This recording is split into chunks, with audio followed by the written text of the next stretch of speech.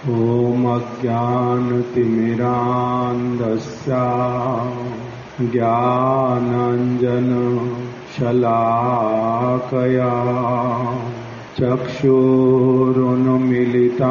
येन तस्मै श्रीगुरवे नमः। वाञ्छाकल्पतरुभ्यश्च कृपासिन्धुभ्य एव च पतितानां पावनेभ्यो वैष्णवेभ्यो नमो नमः। श्रीकृष्ण चैतन्य प्रभु नित्यानंद श्री अद्वैत गदाधर श्रीवासादि गौरभक्त वृंद। हरे कृष्णा कृष्णा कृष्णा हरे हरे, हरे राम राम राम हरे हरे। हम लोग प्रसंग श्रवण कर रहे हैं श्रीला सनातन गोस्वामी जी का कि किस प्रकार से श्रीला सनातन गोस्वामी जी उनका किस प्रकार का दैन्य है, कैसे वो भक्ति के विचारों में अत्यधिक प्रतिष्ठित हैं और किस प्रकार से छोटी जो डिटेल है उसके लिए भी कितना अधिक सावधान है। इसीलिए और उनकी जो भावनाएं हृदय की वो सारा कुछ हम लोग श्रवण कर रहे हैं। वृंदावन से झाड़ी खंड के मार्ग से वृंदावन से चले हैं जगन्नाथपुरी के लिए। झाड़ी खंड का मार्ग उन्होंने पकड़ लिया और साथ में केवल कुछ चने ले लिए खाने की और कोई भी वस्तु साथ में नहीं ली और किसी व्यक्ति को भी साथ में नहीं लिया। अकेले चल पड़े। तो किस लिए वो झाड़ी खंड के वन से होते हुए पूरी जा रहे हैं और छोटी से छोटी जो शास्त्रीय उपदेशावली उसको भी पालन करते हैं। क्या मन के भीतर में विचार आया मार्ग में? एक तो पहले क्या हुआ कि मन में पहले से यही पता है कि जगन्नाथपुरी जा रहा हूँ, किंतु जगन्नाथ जी के दर्शन नहीं कर पाऊंगा। क्यों नहीं कर पाऊंगा? क्योंकि मंदिर के भीतर मैं जा नहीं सकता। मेरी देह अपवित्र है। मेरा संग यवन लोगों के साथ में हुआ है। मैंने यवन लोगों के यहाँ पर कार्य किया है। उनसे प्राप्त वेतन के द्वारा ही अपने शरीर को मैंने पुष्ट किया है। वो लोग अधार्मिक हैं, विधर्मी, पशुओं का वध करने वाले, भगवान को के अस्तित्व को ठीक रूप में स्वीकार नहीं करने वाले और पशुओं से हिंसा, मनुष्यों के प्रति हिंसा, अलग अलग मंदिर को उन्होंने तोड़ना और निर्दोष लोगों को दंडित करना, इस प्रकार के जो उनके सारे कार्य, ऐसे लोगों के साथ में रहने के कारण मेरी देह जो है कैसी हो गई है, उनके धन के द्वारा पुष्ट, उनके साथ रहने के कारण दूषित। इसीलिए मेरा मंदिर में भीतर जाने का अधिकार नहीं है। मंदिर के भीतर नहीं जाऊंगा क्योंकि अपवित्र अवस्था में जाना नहीं चाहिए। पवित्र स्थान पर अगर अपवित्रता सब समय के लिए पकड़ ले तो सब समय के लिए नहीं जाऊंगा।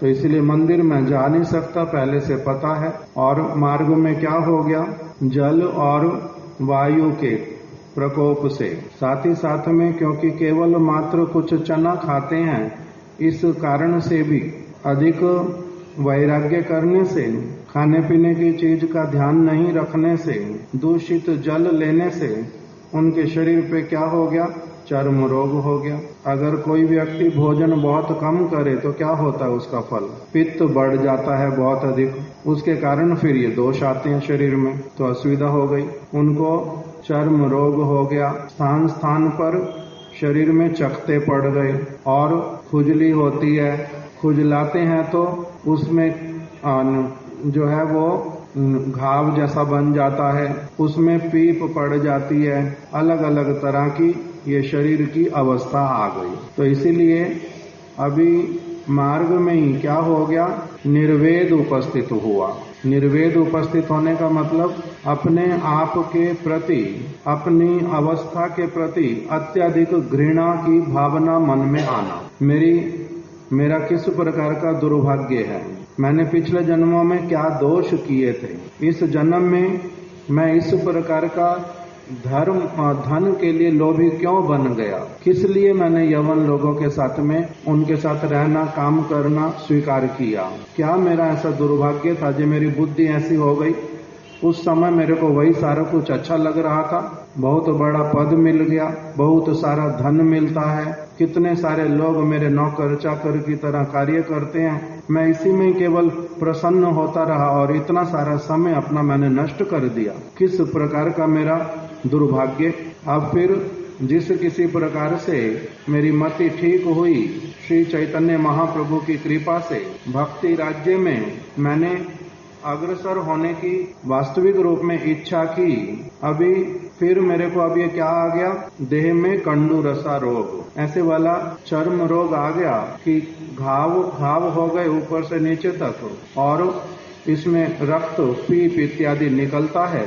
तो इसलिए मेरी ये देह किसी काम की नहीं रही, किसी भी काम की नहीं, मेरे लिए असुविधाजनक, उल्टा भगवान की ओर चित्त को शांतिपूर्वक लगने ही नहीं देगी। सब जगह खुजली होती रहेगी, कष्ट होएगा, हाथ लगाओ तो पीप निकलेगा, करूं तो करूं क्या, ऐसी मैं तो जगन्नाथ जी के दर्शन कर नहीं पाऊंगा। श्री चैतन्य महाप्रभु के दर्शन भी सुना हुआ है मैंने कि वो भी कहाँ रहते हैं, मंदिर के बिल्कुल पास में उनका रहने का स्थान है, तो इसलिए वहां पर भी तो मैं जा नहीं पाऊंगा, क्योंकि वहां तो जगन्नाथ जी के सेवक लोग आते जाते रहते हैं, उनको तो मुझे स्पर्श नहीं करना चाहिए। क्यों?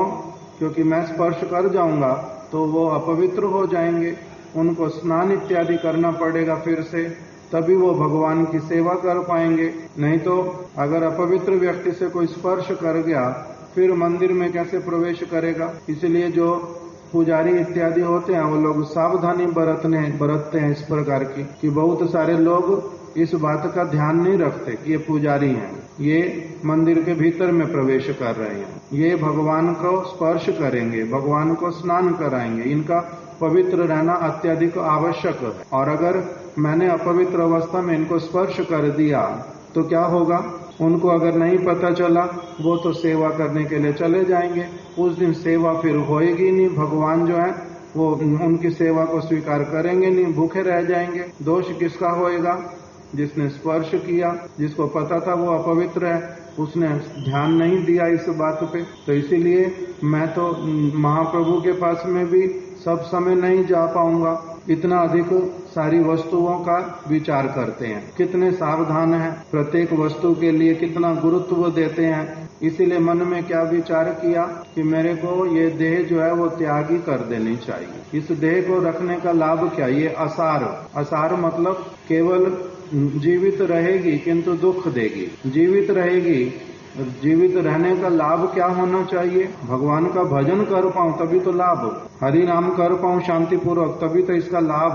हरि नाम नहीं कर पाता हूं और सारा दिन चित्त को अशांत रखता है मेरा ये रोग, मेरे अपने पुराने किए हुए कार्य मेरे चित्त को उद्विग्न करके रखते हैं सब समय कि मेरा क्या ऐसा दुर्भाग्य था, मैंने ऐसे क्या कर्म किए थे पहले जिसके कारण से मेरे को इतनी सारी चीजों में से होकर के जाना पड़ रहा है। इस प्रकार का दुखी मन होने के कारण उनका क्या हो गया कि ये देह मेरी असार है, इसको मेरे को त्याग कर देना। अगर भगवान का भजन मुख्य वस्तु ना रहे तब फिर देह को रखने का लाभ क्या। हमारी एक बिमला दीदी थी वृंदावन में, बिमला दीदी कमला दीदी दोनों बहनें रहती थी। कमला दीदी का शरीर ऐसे वाला हो गया बिस्तर पे ही सारा दिन पड़े रहना पड़ता है, जगह जगह हाथ जाम हो गए, जहाँ थे वहीं के वहीं रह गए, गठिया बोलते न क्या बोल, वो जगह हो गया, वो कुछ नहीं कर पाती अधिक। उन्होंने विवाह किया था, उनके बच्चे भी थे, किंतु अपनी बहन के साथ में रहती थी, बिमला दीदी के साथ में वृंदावन में एक कमरे में। दूसरी वाली दीदी जो है बिमला दीदी, वो विवाहित नहीं, पहले स्टाफ नर्स थी अमेरिका में, बाद में छोड़ करके गुरुदेव के पास में वृंदावन में रहने आ गई। तो बहन के साथ भी रहती है, दोनों का बड़ा प्रेम है। वो उसको सब समय भक्ति की बातें सुनाती है, उनको भी मंदिर में ले आई, अभी सेवा भी करती है जितना अधिक हो सकता है। किंतु बिमला दीदी ने कथा सुनने के लिए नित्य प्रति नीचे जाना ही जाना 1-1.5 घंटे। तो उसी के बीच में उनकी बहन एक दिन बोलती है कि तू चली जाती है नीचे, मेरे को बड़ी परेशानी होती है। तो कहती है देखो दीदी, मैं सच बोलूं आपको कि भजन करने के लिए तो वृंदावन में आई हूँ, भजन करने के लिए तो सारा कुछ करती हूँ, अभी आपकी सेवा में कोई भी छूट नहीं, कोई भी कमी नहीं रखती हूँ, पूरा सारा कुछ करती हूँ। वो 1.5 घंटे जब जाती हूँ नीचे, उस समय भी आपको एक नौकरानी जो है वो रख करके जाती है, वो सारा कुछ देखती है। तो नहीं, मेरे को तब भी परेशानी होती है उसके साथ, वो मेरी सारी बात समझती नहीं है। तो बिमला दीदी ने बोला कि मैं फिर आपके बेटे को बोलूंगी, वो आपको अपने घर ले जाए, यहाँ रहूंगी। अगर मैं कथा सुनने के लिए भी नहीं जा सकती तो मेरा यहाँ रहने का और जीवित रहने का भी क्या लाभ है। मैं आपकी सेवा करूंगी, ये तो ठीक है, किंतु इतना ज्यादा करूंगी कि मैं अपनी कथा भी छोड़ दूं उसके लिए। पता नहीं मैं आपके जैसे कब हो जाऊंगी, अपनी आप ही कथा छूट जाएगी। जब तक मेरा शरीर चल रहा है, नीचे तक जा पा रही हूँ, तब तक तो मैं जाऊंगी या नहीं जाऊंगी। इसके लिए मेरे को नहीं कहना कि मैंने कथा भी नहीं सुनने जाना, मैं जरूर जाऊंगी। तो अभी शरीर किस लिए है, मठवास किस लिए है। अगर मेरा ये वाला जो क्रियाएं वो अगर नहीं हो तो फिर जीवन का लाभ क्या। तो इसीलिए बोलते हैं भजन बिना नर फीको। भजन के बिना मनुष्य कैसा है, केवल मात्र जी रहा है।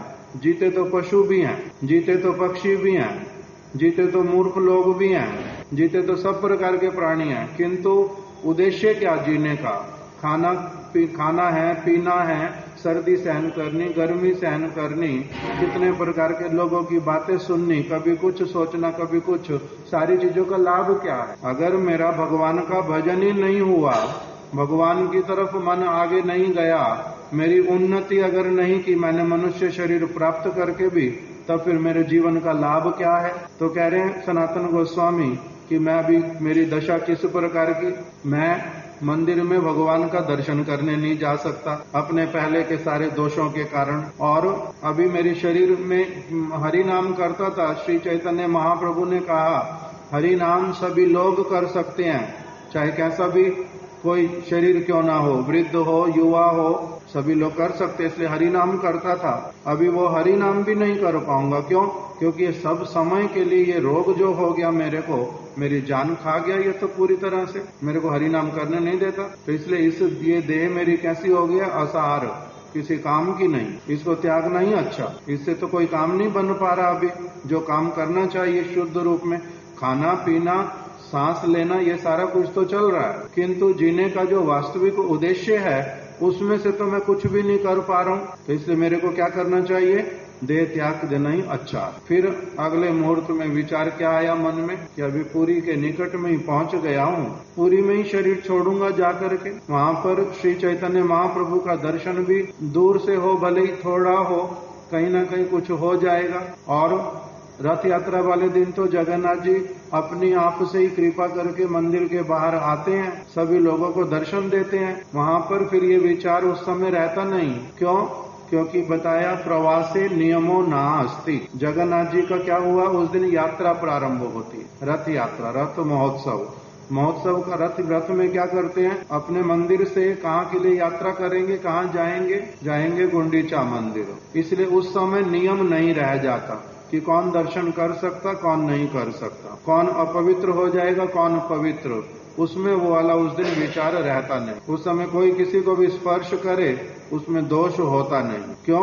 क्योंकि भगवान ने ही इस प्रकार का नियम बना दिया, उस समय कोई असुविधा नहीं है। तो इसीलिए रथ वाले दिन में रथ जगन्नाथ जी को देख लूंगा, रथ में बैठे हुए। श्री चैतन्य महाप्रभु भी रथ यात्रा में जाते हैं, उनको भी देख लूंगा। और उसी समय रथ के पहिए के नीचे अपनी देह को त्याग दूंगा, क्योंकि ये देह मेरी कैसी हो गई है, असार। अब ये भगवान का भजन करने की भी योग्य नहीं रही है, भगवान की सेवा करने की अयोग्य हो गई है, इसलिए इसको त्याग दूंगा। ये सोचा उन्होंने और यही विचार करके कहाँ पहुंच गए, जगन्नाथपुरी। वहीं पर अब रहूं कहाँ पर, सुना हुआ है हरिदास ठाकुर भी मंदिर में कभी नहीं जाते। उनका शरीर यवन कुल में जन्म लिया था, किंतु सब समय भगवान का नाम कीर्तन करते हैं। श्री चैतन्य महाप्रभु उनको बहुत अधिक प्रीति रख करते हैं। महाप्रभु ने उनको अपनी आप स्थान दे दिया पास में अपने, और महाप्रभु ने उनको क्या बोल दिया कि आप यहीं पर ही रहो और कहीं जाने की भी आवश्यकता नहीं है आपको। मैं नित्य प्रति आपको प्रसाद भिजवा दूंगा, रहने का स्थान भी दे दिया है, प्रसाद नित्य प्रति दूंगा। और नित्य प्रति चैतन्य महाप्रभु उनको दर्शन देने आते हैं, दर्शन करने आते हैं। प्रत्येक दिन का नियम, हरिदास ठाकुर के पास प्रत्येक दिन जाना है, प्रत्येक दिन जाते हैं, किंतु नियम नहीं तोड़ा। मंदिर का जो नियम है भगवान ने ऐसा बनाया नियम, तो इसलिए वही नियम रहेगा। उसके लिए उन्होंने कोई भी चीज नहीं की चैतन्य महाप्रभु। तो इसलिए सनातन गोस्वामी जी ने भी क्या विचार किया, मेरा जन्म भले ही यवन कुल में हुआ नहीं, ब्राह्मण कुल में हुआ, किंतु मैंने ब्राह्मणों वाला कोई काम किया नहीं। मैं तो ब्राह्मण का काम है पठन पाठन यजन याजन और दान प्रतिग्रह। वो काम नहीं करेगा, पैसा कमाई करने के लिए काम नहीं करेगा, दरिद्र रहेगा किंतु काम नहीं करने के लिए जाएगा। उसका कार्य क्या है, वो भगवान के विषय में अच्छी तरह से पढ़ेगा, लिखेगा, समझेगा, और फिर समय आने पर वही की वही चीजें दूसरे लोगों को भी उसमें सुनाएगा, उनको तैयार करेगा। पठन पाठन यजन याजन, भगवान की सेवा कैसे करनी है अच्छी तरह से सीखेगा, और फिर भगवान की सेवा दूसरे लोगों को सिखलाएगा। उसने तो यही कार्य करना। दान और प्रतिग्रह, पहले क्या करेगा, अगर आवश्यकता है जिनसे विद्या अध्ययन कर रहा है उनके लिए कुछ न कुछ सेवा कर देगा, और बाद में जब उनको अध्ययन करवाएगा उनसे कुछ न कुछ सेवा लेकर के अपना जीवन यापन करेगा। लोभी बनेगा नहीं, संग्रह करेगा नहीं किसी वस्तु का, उसको संसार की किसी चीज से कोई लेना देना होगा नहीं। अगर उसके ऊपर कोई अत्याचार करेगा तब क्या करेगा, सहन करेगा। सहन नहीं कर पा रहा तो क्या करेगा, वो स्वयं कुछ भी नहीं करेगा, वो केवल क्षत्रिय के पास जाकर के उसको कंप्लेन करेगा और क्षत्रिय उस वस्तु को देखेगा। क्षत्रिय किसको, ब्राह्मण किसको कहते हैं, जिसका ब्रह्म भगवान में चित्त सब समय लगा रहेगा, दूसरी चीज को अटेंड नहीं करेगा, दूसरी चीज एज मिनिमम एज पॉसिबल, दूसरी चीज को अटेंड नहीं करेगा। और क्षत्रिय का अर्थ क्या होता है, ब्राह्मण का अर्थ होता है पंडित, ब्राह्मण का अर्थ होता है ब्रह्म में ध्यान लगाने वाला, ब्रह्म के लिए सारा कुछ करने वाला। क्षत्रिय किसको कहते हैं, ब्राह्मण का डेफिनेशन तो ये वाला दिया, क्षत्रिय का डेफिनेशन क्या है, जो रक्षा करेगा। प्रतिरक्षा मतलब अपनी भी रक्षा करेगा, दूसरों की भी रक्षा करेगा। किस चीज से, क्षत्रिय का अर्थ क्या हुआ, शब्द का अर्थ क्या पता है, शत त्रायते इति क्षत्रिया। कोई अगर किसी को नुकसान पहुंचा रहा है, कोई किसी को परेशान कर रहा है, क्षत पहुंचा रहा है, क्षति करेगा, शारीरिक क्षति करेगा, उनको चोट लगाएगा, मारेगा, कुछ भी करेगा, उनको मानसिक अशांति देगा, कुछ भी करेगा जो दूसरा व्यक्ति, उसको ये क्या करेगा, त्रायते, उसकी रक्षा करेगा कि इसको कोई शारीरिक असुविधा ना दे पाए, इसको कोई मानसिक असुविधा ना दे पाए। शारीरिक असुविधा, मानसिक असुविधा इनको कोई भी ना दे पाए, मैं इसका क्या करूंगा, उस वस्तु से रक्षा करूंगा। क्यों ना दे पाए, क्योंकि ये अपना भगवान के भजन में लगा हुआ है, किसी को असुविधा नहीं दे रहा, तो इसको कोई क्यों असुविधा देगा। वैश्य जो है वो अपना खेती करता है, गाय पालन करता है, उसके द्वारा अपनी जीविका चलाता है, किसी का वध नहीं करता, कोई असुविधा किसी को देता नहीं, तो अपने कार्य में जब लगा हुआ तो इसको कोई असुविधा क्यों देगा, मानसिक अथवा शारीरिक, तो उसको रक्षा करेगा। वैश्य की भी रक्षा करेगा, ब्राह्मण की भी रक्षा करेगा,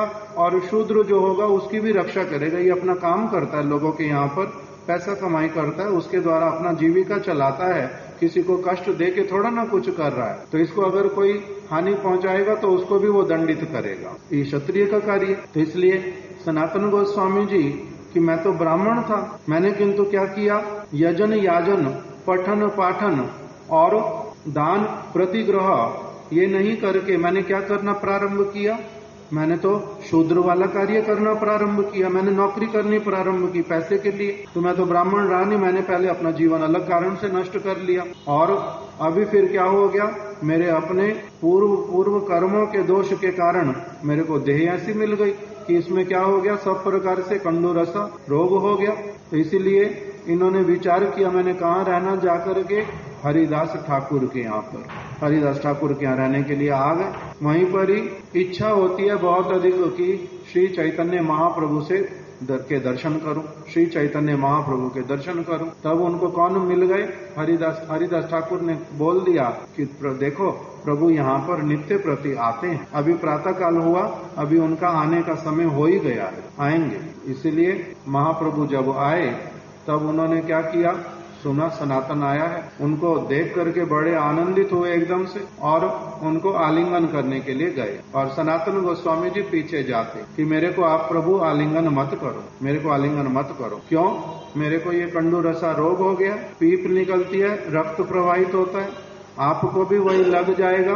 किंतु चैतन्य महाप्रभु ने क्या करना, जिद करके उनको आलिंगन कर लिया। जगह जगह उनको वो तो लग गया पीप इत्यादि। सनातन गोस्वामी जी दुखी भी हुए, किंतु करने का कुछ नहीं था। तो फिर हमने आगे कथा कौन सी सुनी कि कैसे एक दिन अपनी आप ये तो मन में विचार करके आए थे झाड़ी खंड के वन से कि मैं अपनी देह कहाँ त्यागूंगा, जगन्नाथपुरी में। अभी रथ यात्रा आने वाली है कुछ दिनों में। तब इन्होंने क्या, महाप्रभु ने अपनी आप से इनको देख करके एक दिन क्या कहना प्रारंभ किया कि देखो देह को त्यागने से ही भगवान नहीं मिलते। सनातन देह त्यागे कृष्ण यदि पाइए, कोटि देह क्षणे के तबे छाड़ीते पारिए। देह त्यागने से क्या भगवान मिलते हैं? अगर देह त्याग करने से ही भगवान मिलते होते तब तो क्या हो करता, मैं भी क्या करता, करोड़ों करोड़ों देह बार बार अगर देह मिले भी तब भी छोड़ता जाता मैं। क्यों?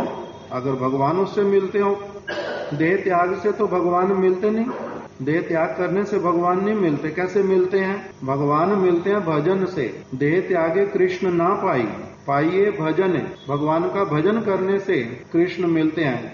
जन्म मृत्यु का चक्र छूटता है, दुख सारे चले जाते हैं। अन्यथा और जन्म मिलेगा तब भी उसमें यही की यही सारी चीजें होंगी। इससे छुटकारा अपने आप से नहीं मिल सकता। केवल देह त्याग करने से तुम्हारा छुटकारा हो जाएगा, ऐसी बात तो नहीं है। फिर से देह मिलेगी, फिर से वही की वही असुविधा आएगी। तो इसलिए देह को त्यागना ही उपाय नहीं है, भजन करना उपाय है। नहीं तो जन्म जन्मांतर तक तुम्हारी ये चीजें नहीं जाएंगी। अगर तुमने किया हुआ है कुछ कार्य तो उसका फल तो मिलता रहेगा। इस देह को त्यागने से ही वो चीज मिलनी बंद हो जाएगी, ऐसी बात तो नहीं है। देह त्यागे कृष्ण ना पाइए भजन। भगवान का भजन करने से क्या होगा, तुम्हारा जो ये दुख है, तुम्हारे जो किए हुए अगर पूर्व कर्म है, तुम्हारे पाप हैं, वो सब कटेगा। इसीलिए भजन एक गाते हुए क्या बोलते हैं कि किया सब मिटाते जाओ, हरि गुण गाते जाओ, सुख दुख भोगे जाओ। अब करने का अगर कुछ है ही नहीं, पहले कुछ कर आया हूं मैं,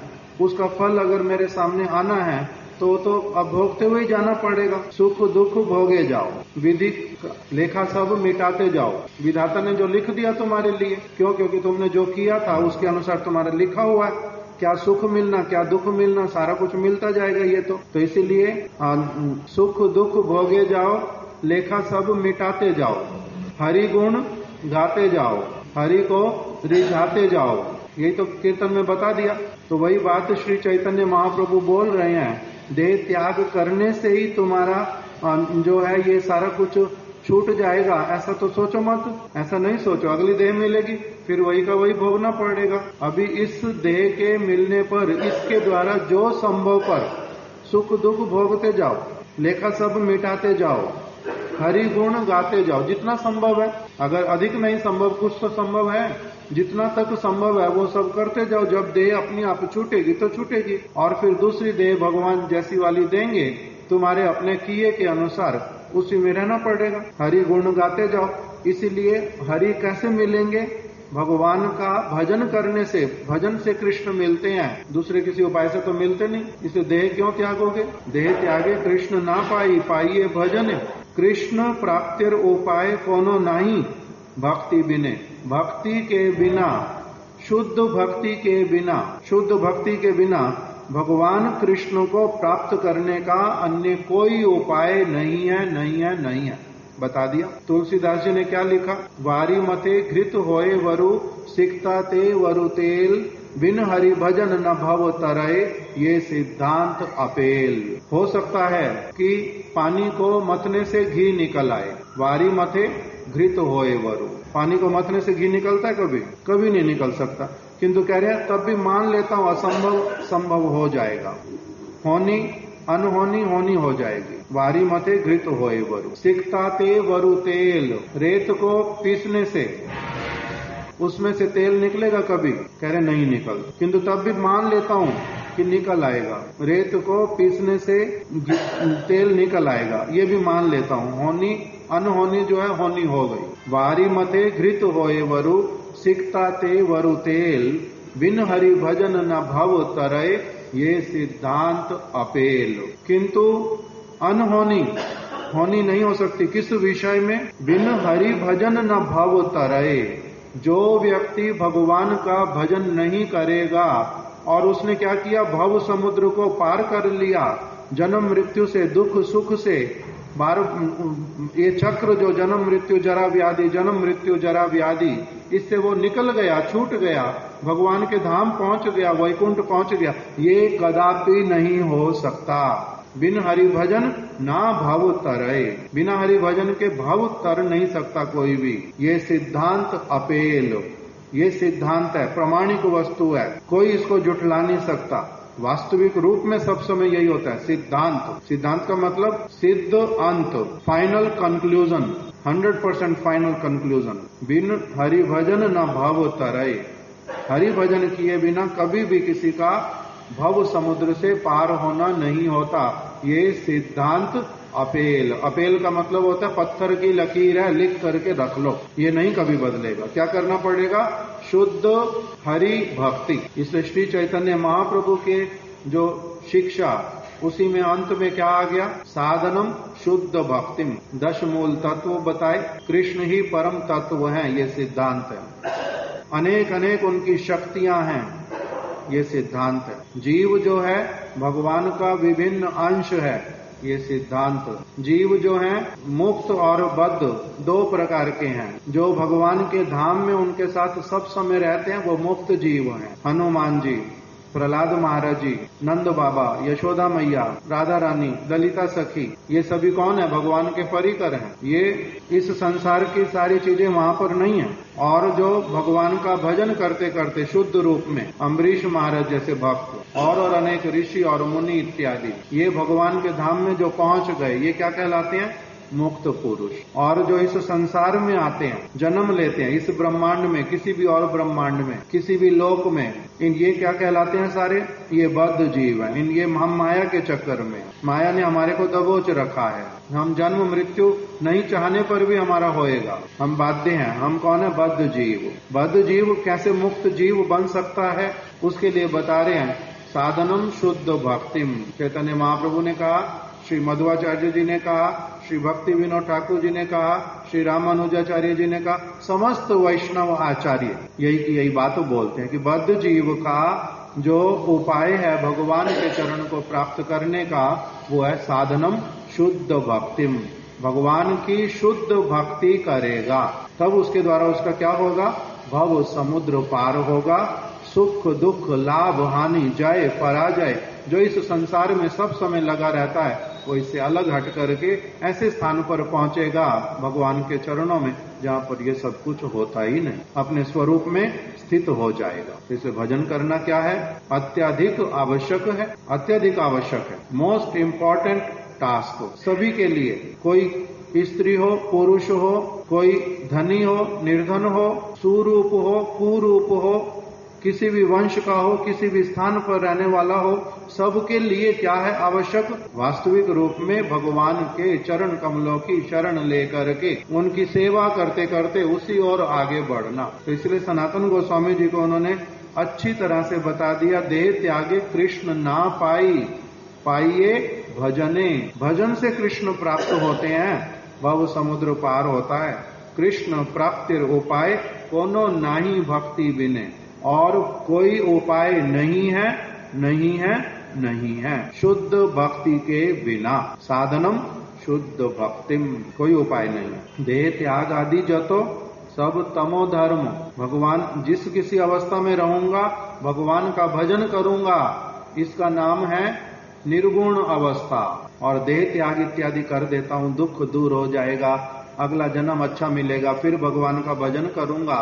तो कहते नहीं, देह त्याग करने का दोष उल्टा और साथ में तुम जोड़ लोगे अपने पहले के जो सारे तुम्हारे कर्म हैं उसका तो फल है ही है, उसके साथ में और उल्टा जोड़ लोगे। जैसे इस संसार में तो ऐसा होता नहीं, किसी को क्या कर दिया, जेल कर दी और फिर वहां पर कष्ट देते हैं, मार पिटाई करते हैं, मार लगाते हैं अच्छा खासा। तो उस समय अगर वो अपनी आत्महत्या कर ले, उपाय रखते हैं ऐसे वाला, इसको हर रोज बहुत पिटाई लगानी है, इससे कोई बात निकलवानी है। जो ये बोल नहीं रहा है वो बोलेगा नहीं, मर जाएगा, उसको मरने देंगे? उसको मरने के लिए भी उपाय नहीं रखते। पंखा मत रखो वहां पर रस्सी मत रखो, वहां पर कूदने की जगह मत रखो, ये मरे नहीं। करते ना ऐसे वाला उपाय? क्यों करते हैं? क्योंकि ये सोचता है कि मैं मर जाऊंगा और मैं छूट जाऊंगा, कष्ट ये वाला भोगना नहीं पड़ेगा। तो यहाँ वाले अगर बाई चांस किसी तरह से मर भी जाए, कूद करके मर जाए, फांसी लगा के मर जाए, तो वो अगर मर भी जाए तो इससे उसका ये वाली सरकार तो और कुछ कर नहीं सकती। इससे आगे तो उनका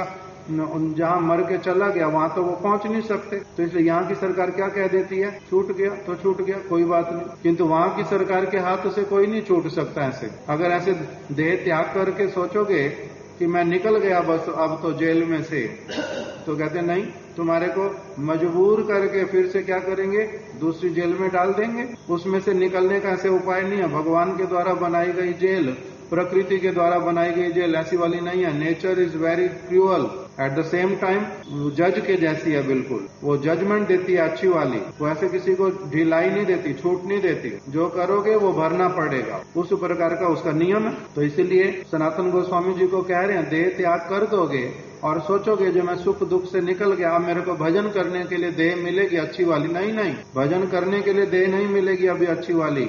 जो तुम्हारा जिस चीज में से होकर के निकलना आवश्यक है उसमें से दूसरे शरीर में भी तुम्हें निकलना ही पड़ेगा। उसमें भजन कर लोगे, वैसे वाला होएगा नहीं। इसीलिए देह त्याग आदि जो तो सब तमो धर्म, ये तो जो व्यक्ति बहुत अज्ञानी है, बहुत अज्ञानी, वो इस प्रकार का सोचता है कि मैं अभी ये शरीर छोड़ दूंगा और मेरे का क्या हो जाएगा, दुख से मेरा छुटकारा हो गया। उल्टा और दुख अपने मोल ले रहा है। जो है वो तो है ही है, उसके साथ में और अधिक दुख मोल ले रहा है। जैसे एक व्यक्ति को कारागार हुआ, कारागार में पहुंच गया, अभी 1 महीने तक के लिए दंड मिलेगा, 1 महीना रहना ही पड़ेगा। परिवार वालों से मिल नहीं सकते, ये नहीं कर सकते, वो नहीं कर सकते, जो खाने के लिए देंगे वही खाओ, जो सारा है बस उतना ही करना। अंदर ही अंदर उसने क्या किया, उल्टा अंदर ही अंदर उसने अपने आप को मारने के लिए प्रयास किया। अपने आप को मारने के लिए अगर प्रयास करे कोई जेल के भीतर में, तब क्या होता है उसकी डबल हो जाती है सजा। इसने अपने आप को मारने के लिए प्रयास, इसलिए इसको क्या करना पड़ेगा, अभी इसका बुद्धि ठीक नहीं है,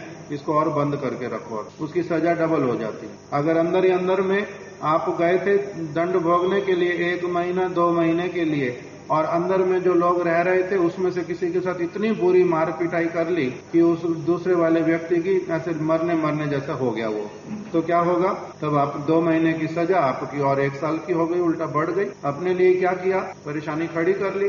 तो इसी प्रकार से इस संसार में हम लोग कारागार में दंड भोग करने के लिए आए, उसी के बीच में क्या करना है, दंड भोग भी करना है, प्लस जो अच्छा कार्य जिस चित्त वृत्ति से करना चाहिए वो वाला भी साथ साथ में करते हुए जाना है।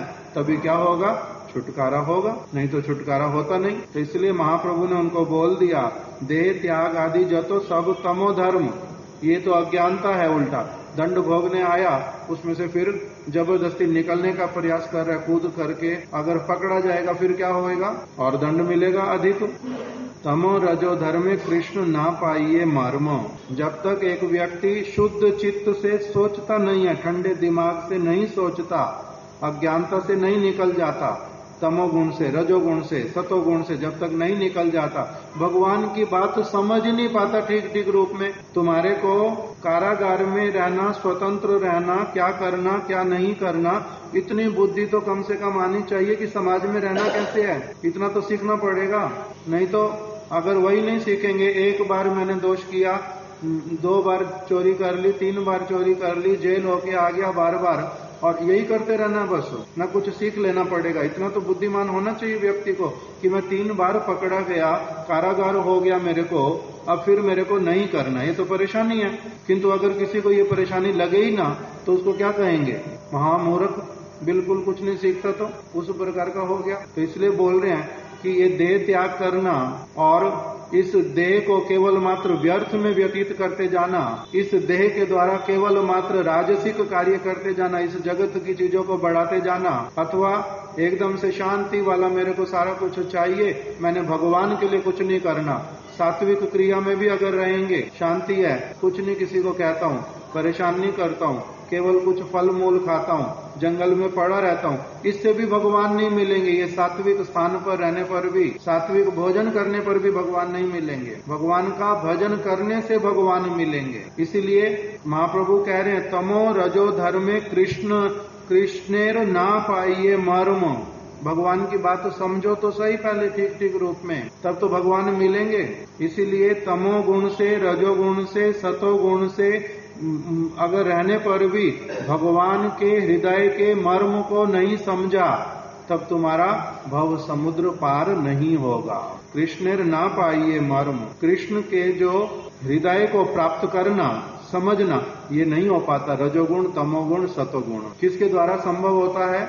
निर्गुण अवस्था के द्वारा। निर्गुण अवस्था क्या है? भगवान जिस अवस्था में रहते हैं, उनके जो शुद्ध भक्त हैं वो जिस अवस्था में रहते हैं, जैसा सोचते हैं, जैसा कार्य करते हैं, जिस प्रकार से जीवन में चलते हैं, वैसे वाला निर्गुण अवस्था में चलने पर तब क्या होगा? तब भगवान मिलेंगे। मर्म को समझ सकते, उनके हृदय को समझ सकते, उनकी वाणी समझ सकते, उनके विधान को समझ सकते, नहीं तो नहीं समझ पाते। केवल मात्र क्या होता है? इधर से उधर, इधर से उधर, जैसे नदी के समुद्र की लहरों में कोई चीज थपेड़े खा के कभी थोड़ा इधर, कभी थोड़ा इधर, कभी थोड़ा इधर, कभी थोड़ा उधर, बस कभी नीचे चली गई, कभी ऊपर दिखाई देती, किंतु बाहर नहीं आ पाती। उसी प्रकार से रह जाता है। समय हो गया। भक्ति बिना कृष्ण कबू नए प्रेमोदाय। कृष्ण की भक्ति अगर कोई नहीं करे, कृष्ण की सेवा नहीं करे, कृष्ण की बात सुनना प्रारंभ नहीं करे, कृष्ण के लिए सिंसियर ना हो, तब तक उसके हृदय में कृष्ण के विषय में ठीक ठीक विचार नहीं आ सकता। कृष्ण है कौन? मेरे पिता हैं। कृष्ण मेरे सबसे अधिक अच्छे मित्र हैं। कृष्ण मेरे को सारा कुछ प्रोवाइड करने वाले हैं। कृष्ण का ही सारा कुछ है। कृष्ण बड़े गुणवान हैं। कृष्ण के उपदेश अमृत के समान है। ये सारी वस्तु कोई नहीं समझ सकता जब तक उसके लिए क्या करे? प्रयास नहीं करे, उस तरफ नहीं जाए। इसी का नाम भक्ति है, इसी का नाम सेवा है। इस प्रकार की चित्त वृत्ति बनाना और उसी तरफ आगे बढ़ना। इसलिए भक्ति बिना कृष्ण कबू नए प्रेमोदय, प्रेम बिना कृष्ण प्राप्ति अन्य हईते नहीं। भक्ति से ही प्रेम आता। इसलिए बताया कीर्तन में, भक्ति से मिले कृष्ण, कृष्ण से भगवान। कौन सा कीर्तन है ये? कृष्ण है श्रद्धा, कृष्ण है भक्ति, कृष्ण है विश्वास।